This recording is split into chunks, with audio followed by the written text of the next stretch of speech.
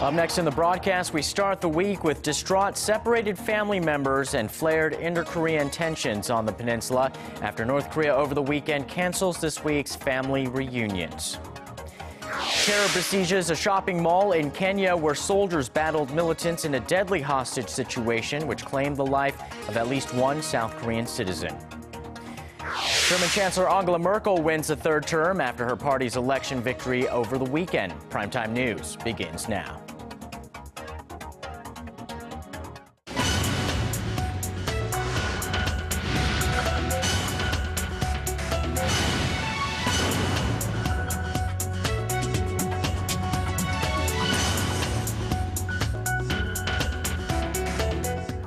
Good evening and welcome to Primetime News. It's Monday, September 23rd here in Korea. Live from Seoul, I am Yoo Ji-hae. And I'm Sean Lim. Thank you so much for joining us. Brewing inter-Korean tensions went up a notch this weekend. With just days to go, North Korea pulled the plug on the much-anticipated family reunions. Seoul has urged the North to reinstate the plan, but says it is not considering any specific action, at least for the rest of this week. Arirang News' Unification Ministry correspondent Hwang Sung-hee reports.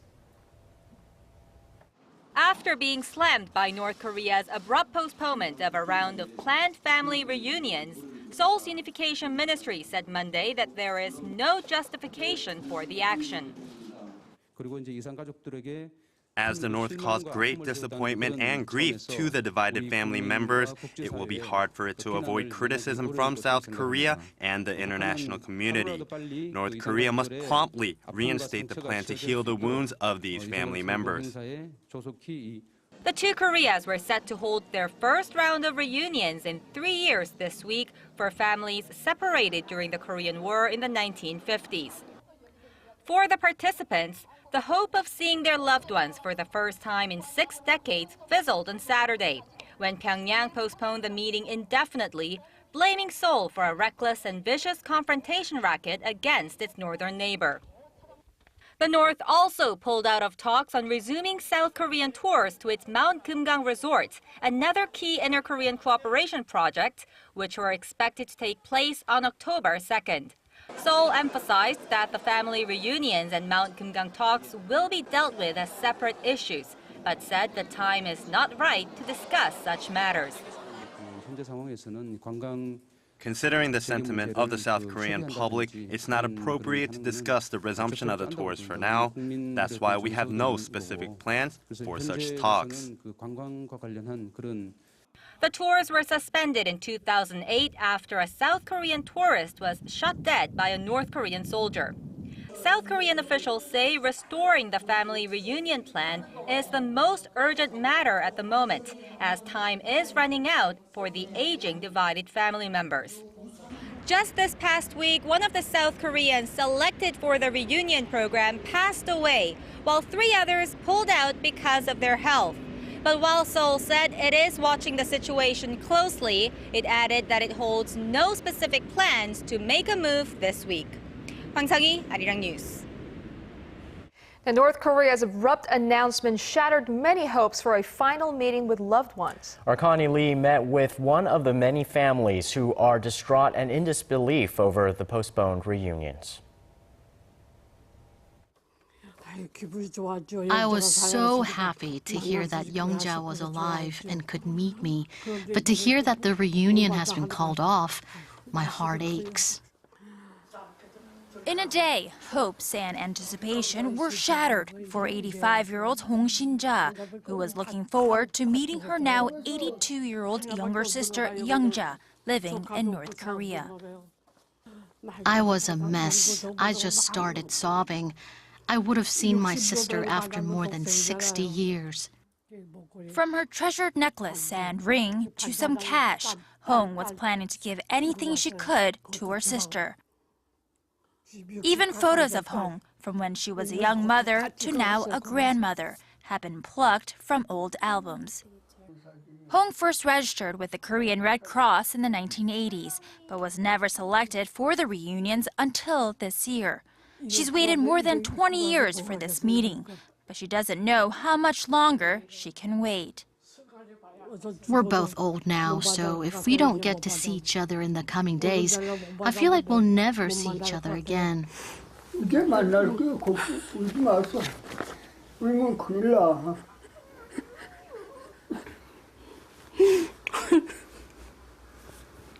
Connie Lee, Arirang News. And despite the sudden postponement of the family reunion program, there has been confirmation that factories at the Kaesong industrial complex are running as usual. It's a possible sign that the current tensions will not affect operations there. Seoul's Unification Ministry said Monday that more than 400 South Korean workers crossed the border as scheduled to the factory zone today. The ministry added that the two Koreas will meet on Tuesday to discuss opening a secretariat for their joint committee on the management of the complex. The business park was reopened last week after a 5-month suspension, and 60% of the factories there are now up and running. The North unilaterally shut down the complex earlier this year amid heightened tension on the Korean peninsula. Now, for an expert's take on North Korea's abrupt postponement of the family reunions and its implication on the rocky inter-Korean relations, we bring in Dr. Bong Young-sik, Director of Center for Foreign Policy at the Asan Institute. Welcome to the program. Thanks for the invitation. Well, Dr. Bong, after inter-Korean relations seem to have been going so well, we see indefinite delays to the family reunions and also talks on the joint Mount Kumgang tourism project. Should we have expected this about-face from North Korea? Unpredictability is the currency of North Korea's diplomacy. So nobody is totally surprised by such an abrupt change of behavior by Pyongyang. But it is a very heartbreaking turn of event for members of separate families. And in that regard, North Korea is losing a great deal of political capital amongst the South Korean people who might have been more supportive for North Korea's call for national unity and reconciliation. So, North Korea hasn't exactly called off the family reunion, so do you think it will eventually happen, and at what cost? It seems like North Korea government was very well aware of that element by announcing that it would postpone the event of family reunion, not total cancellation of it. If there were proper political atmosphere set in, then North Korea would resume the event. But we have to wait and see how North Korea regime would define the appropriate political atmosphere. Well, there has been an improvement in the operations at the Kaesong Joint Industrial Complex. Could the recent turn of events sour relations there? I don't think that neither government would dare to foreclose the operation of Kaesong Industrial Complex in the aftermath of this event. There are several reasons to believe so. One is that Kaesong Industrial Complex is the only reliable cash cow for Kim Jong-un regime. Blowing it would be too costly, especially when you think of the huge amount of political capital and resources the North Korean government has put in for the resumption of Kaesong Industrial Complex.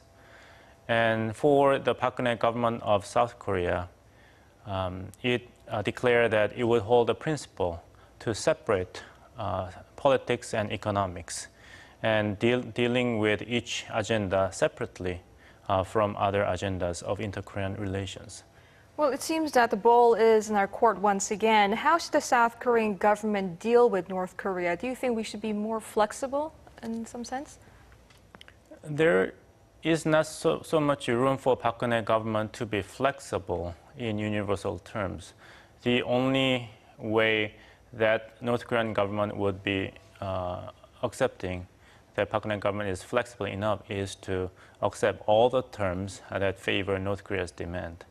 But there are a lot of important and complicated legal obstacles for quick and almost unconditional resumption of tour program at Mount Kumgang area. One is the UN Security Council Resolution 1718 after North Korea's second nuclear test in 2006, which prohibits trade of luxury goods to North Korea. That is why European countries such as Italy and Switzerland declined North Korea's request to sell the equipment to build a Masikryong ski resort. North Korean government's intention is to build Masikryong ski resort and try to combine it with Pyeongchang as a site of 2018 Winter Olympic Games. Another issue is the UN Security Council Resolution 2094, after North Korea conducted a third nuclear test. It prohibits a transfer of bulk cash that can be used for North Korea to build WMDs. So paying North Korean government in exchange for permitting tourist activities by South Korean companies inside North Korean territories can be viewed by international society and the United Nations as a violation of such resolution. All right, seems like there's a complex issue there that we need to have more attention on. Thanks so much, Dr. Bong, for coming in today. Thank you. Before your day ends and another begins, get the latest news live from Seoul. Residents whose features restrictions is on the rise. closing ceremony. Expert analysis from Asia's heartbeat. The legislature circumstances that With a viewpoint only Korea's global network can provide. the United States, the latest report less than a Unrivaled access from a team always on standby. Meaning came on to news are trying to cover up the South's true intentions. And over now to a significant scale back of President Park Geun-hye's flagship pledge. While her budget plan for next year is slated to be announced this week, speculation is high that President Park's campaign promises on key welfare plans, particularly basic pension benefits, will not be met. Our presidential office correspondent Oh Jin-joo has the details. President Park at this point has little to no choice but to scale down her welfare policy goals, with her administration facing difficulties securing the funds needed to fulfill her campaign pledges. The government is expected to face strong backlash from not only the opposition party, but also from the public over its budget proposal for next year, which is scheduled to be submitted at a cabinet meeting presided over by the president on Thursday. The proposal is expected to include plans to reduce welfare spending, especially for basic pension payouts. President Park had originally promised to give 200,000 won, or $186 per month, to all Koreans aged 65 and older. However, it now appears that the government will only provide a maximum of $186 to just 70 to 80% of the people in that age bracket in accordance with their financial status. Then why the change? If the government hands out $186 to all of the people in the age group, it would cost the government $5.6 billion in the first year the plan takes effect. By 2020, the figure would jump nearly 5 times and even 27 times more by the year 2040. Taking responsibility for not being able to fulfill the pledge, Health Minister Chin Young is expected to announce his resignation after he returns from his trip to Saudi Arabia this week. The presidential office of Cheongwon said Monday that President Park will comment on the controversial welfare pledges at Thursday's cabinet meeting. Pundits predict the president will use the opportunity to seek support and understanding from the public, explaining how it is almost impossible to secure the money that is needed to keep her welfare promises. Oh Jin-joo, Arirang News. And on the political front, after nearly 2 months of staging outdoor protests and boycotting the regular parliamentary session, the main opposition party returned to the National Assembly on this Monday. The ruling Senate Party welcomed the move, and both sides are now expected to work on the timetable for the parliamentary session. Our Kim Hyun-ji has the details. The main opposition Democratic Party rolled out a new action plan on Monday that includes running a 24-hour headquarters within Parliament to focus exclusively on parliamentary business. For the past 2 months, the opposition party has carried out an outdoor campaign in Seoul in protest against allegations that the spy agency meddled in last year's presidential election. The street protest has divided the Democratic Party's attention and resources, but the party now says it will launch a separate all-out campaign against the Park Geun-hye administration at the National Assembly. At a meeting of its lawmakers Monday, Democratic Party leader Kim Han-gil asked the 126 lawmakers to bring sleeping bags to the National Assembly and immerse themselves in legislative activities, while Kim himself said he would expand the outdoor protests nationwide. The government's attempts to scale back President Park's basic pension plan will be at the top of their agenda, among others. Meanwhile, the ruling Saenuri Party convened a meeting of its lawmakers Monday afternoon and said it welcomes the opposition party's decision to resume parliamentary business. Saying that a slowing domestic economy is the public's biggest concern, the ruling party leadership urged its lawmakers to focus on creating jobs and reviving the sluggish real estate market. In response to the Democratic Party's installation of a 24-hour headquarters within the parliament, the ruling Saenuri Party plans to set up a situation room to keep an eye on the opposition party. Meanwhile, the rival parties will begin negotiating a date for the standing committees to resume work and will get ready for the upcoming audit of government offices. Kim Hyun-ji, Arirang News. On to the latest on Kenya's terrorist and hostage attack. Local authorities intensified operations against Islamic militants who have been holding hostages in an upscale shopping mall in Nairobi. Our Handan reports on day 3 of the Kenyan mall attack. Heavy gunfire and sporadic explosions were heard while black smoke spewed out of the shopping center in Nairobi on Monday as Kenyan security forces launched a final assault into the building from the air and ground. It's believed that more than 10 people are still being held hostage by some 10 to 15 gunmen, presumably members of the Somali jihadist group Al-Shabaab.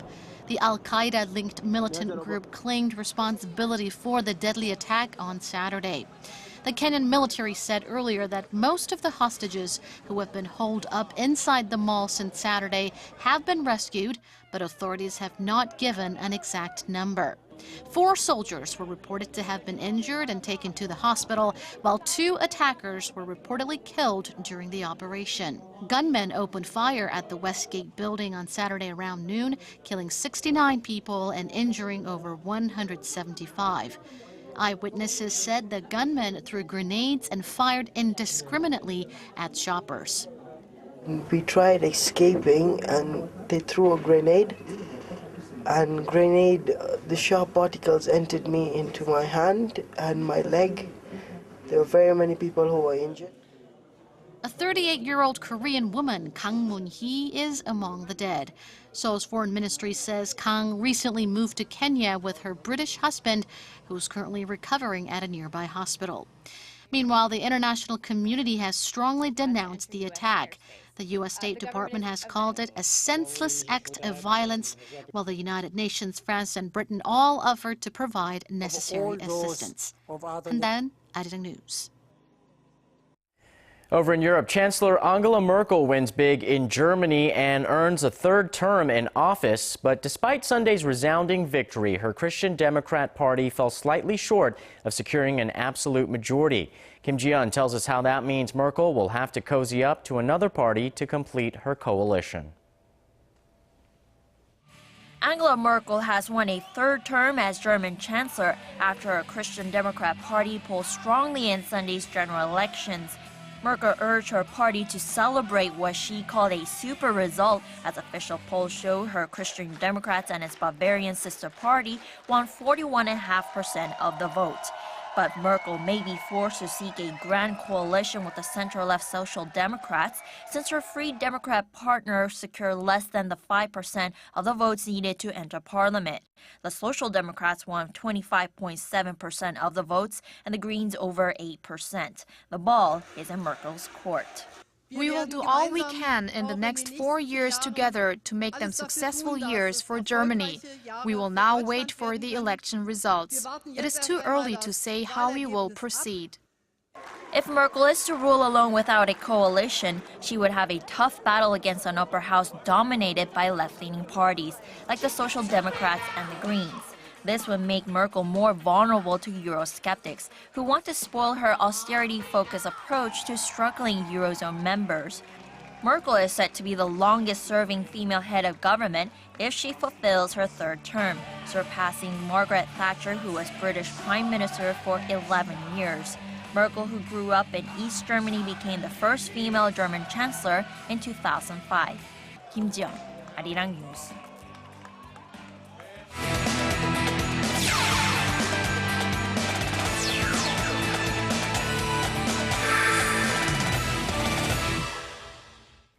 South Korea has earned its first gold medals in 14 years at the Wrestling World Championships in Hungary. And Stephen Che joins us in the Sports Center to give us more details. Stephen, who is bringing those golds back to the South? Hey Sean, hey Ji-hae. Newcomer Ryu Han-soo and 2012 London Olympic gold medalist Kim Hyun-woo won the first golds at the World since 1999 when South Korea won 3. They participated in men's Greco-Roman. On the final day of the event, Ryu dominated the 66-kilo weight class while Kim worked his way through the 70-kilo division, both taking down their Russian opponents in the finals. Kim, who won the Olympic gold at 66 kilos, had no problems stepping up in weight this year, also having won first place at the Asian Wrestling Championships earlier this year.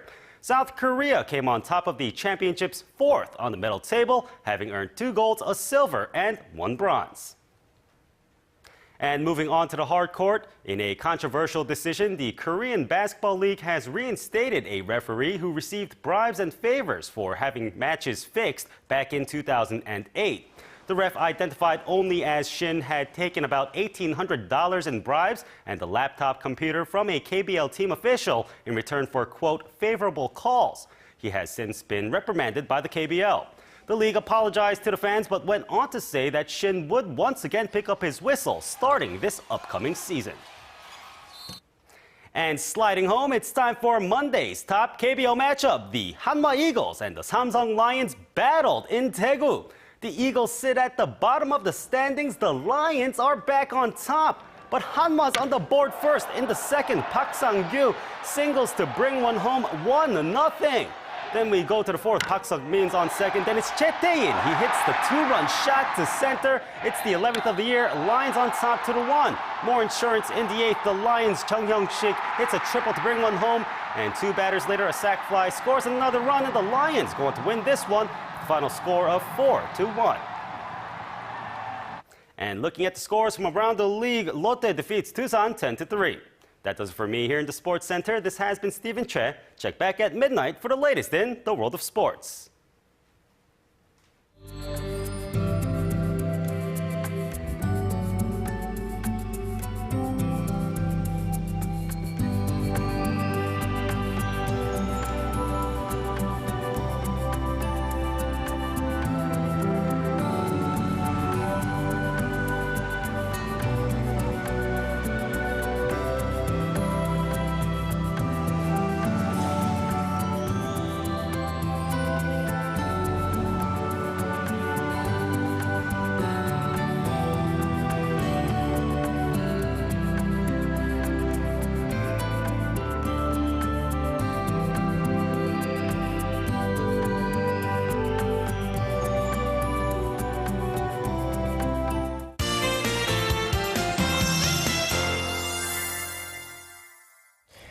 Now let's go over to our Kim Bo-kyung at the Weather Center. Hello, Bo-kyung. Typhoon Usagi hit southern China yesterday and caused quite a bit of damage. Yes, at least 20 people were killed, and the region is looking at massive property damage from the typhoon, which was easily the strongest to hit the western Pacific so far this year. Bo-kyung, so will the typhoon affect Korea? Well, Ji-hae, Usagi dissipated this afternoon, so it won't affect Korea. Now, moving on to our satellite map, the nation is at the edge of a high-pressure front. This is why we're seeing cloudy skies throughout the nation. Tomorrow, it should rain in the central regions from early morning and gradually spread down south at night. A heads up for those of you in the central regions, for there may be more than 20 millimeters of precipitation per hour. So be sure to have an umbrella handy and be careful on the roads. Now, taking a closer look at tomorrow's forecast, rainy Seoul should get up to 23 degrees. Meanwhile, Gwangju and Busan should make it to 29 and 30 degrees respectively. Moving on to other regions, Daejeon should also have a rainy day with a daytime high of 26 degrees and rainy Mount Kumgang peaks at 16. Well, that's all I have for you this hour. Hope you have a wonderful evening and join me for another update after midnight. And that's our broadcast on this Monday night. I'm Yoo Ji-hae in Seoul. And I'm Sean Lim. Thanks for joining us. Have a great evening. We'll see you soon.